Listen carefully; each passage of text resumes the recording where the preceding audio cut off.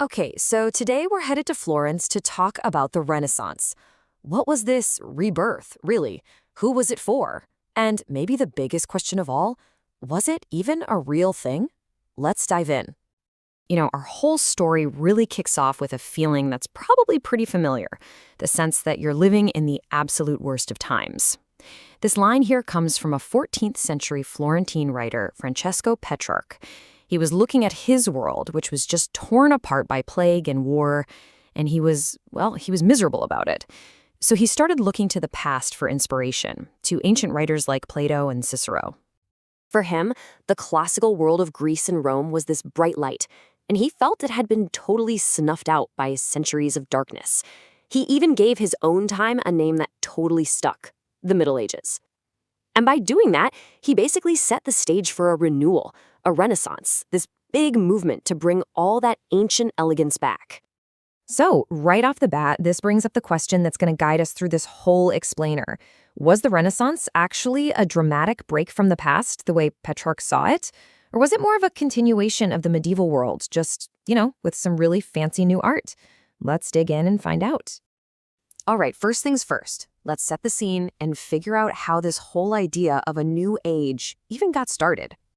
So, the 14th century was, to put it lightly, a mess.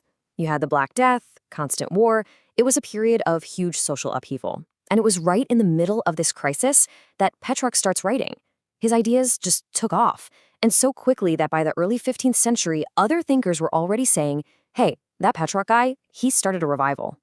So the key takeaway here is that the idea of the Renaissance wasn't invented later. It was born from the people who were actually living through it. So you might be wondering, how does one guy's idea turn into this massive cultural fire? Well, it takes a couple of key ingredients that Florence had a ton of: money and power.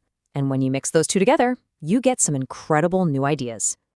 You have to remember, Italian city-states like Florence were the economic engines of Europe at the time. They had these massive trade networks that brought in not just goods, but also new ideas from all over the world. This created just staggering wealth for banking families. You probably heard of the Medici. And these families needed a way to spend all that money, and, maybe more importantly, to prove they weren't just a bunch of greedy moneylenders. And that is where art comes in. And this leads us to a system that is absolutely crucial to understanding the Renaissance: patronage. Basically, wealthy families and even the city government itself would pay guys like Michelangelo to create these breathtaking works of art. But why? Well, it was for status, for sure, for recognition, but it was also a way to legitimize their wealth, to show that, hey, we're not just greedy, we're using our money to make the city beautiful and to glorify God. All this new money also funded a new way of thinking, which we now call humanism. Instead of thinking only about religion and the afterlife, scholars started reviving the study of ancient Greece and Rome. They got fascinated by human potential, by logic, by things that mattered here on Earth. This was nothing short of a seismic shift in how people thought. Now, where do we see the most obvious proof of this huge shift? You've seen it, I've seen it, we've all seen it, in museums and books. It's the art. The Renaissance didn't just change how people thought, it completely changed how they saw the world and how they saw themselves. Yeah, Renaissance art is all about the human experience. Artists like Botticelli and Michelangelo were obsessed with realistic details, with human dignity. Anatomy got so important that artists like Leonardo da Vinci would literally dissect human bodies, all to understand how they worked. They put these super realistic people into natural, recognizable landscapes. And what's so fascinating, they started mixing ancient pagan myths right alongside Christian stories. Okay, so here is a really cool, kind of mind-blowing fact. We all have this image in our heads, right? The Renaissance artists were inspired by these pure white marble statues they were digging up from ancient Greece and Rome. But here's the thing. That's not what they looked like. In reality, those ancient statues were brightly, vividly painted. They were colorful.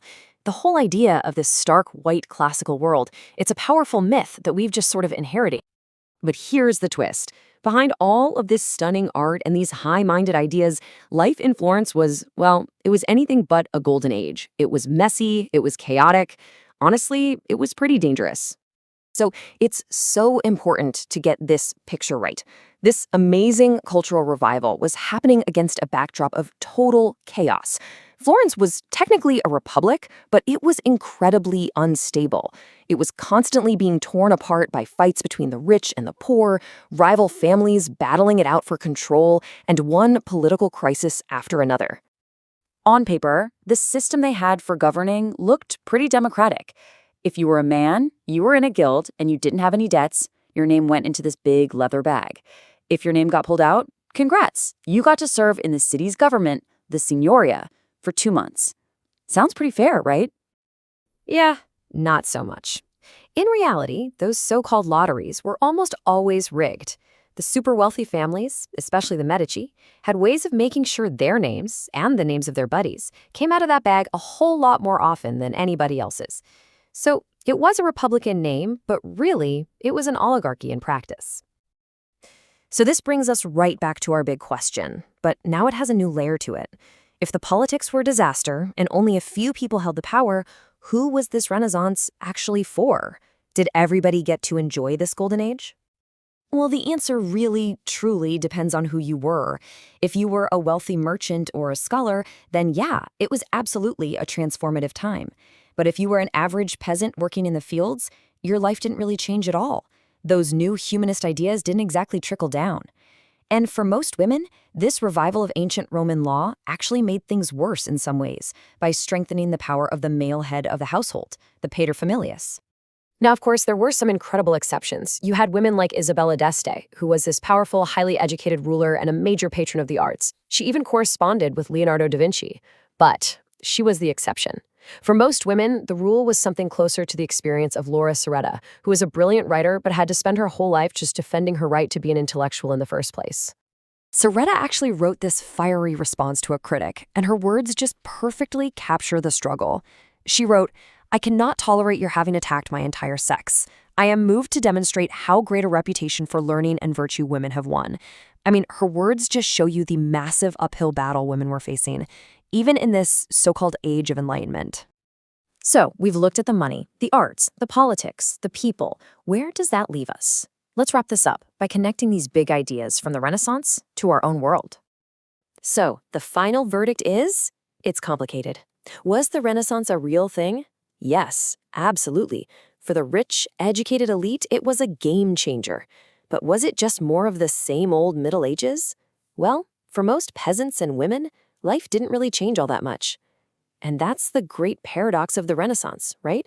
It was both a very real, incredibly important phenomenon and a totally irrelevant concept, all depending on who you were. It's all about perspective. And here is the last thing I want to leave you with. Remember that feeling Petrarch had, that his own time was broken and corrupt, and the only way to fix things was to go back to some pure, bygone era of greatness? Well, that idea did not die in the 15th century. In fact, it's one of the most powerful ideas we inherited from the Renaissance. And if you listen closely, you can still hear its echoes all around us today.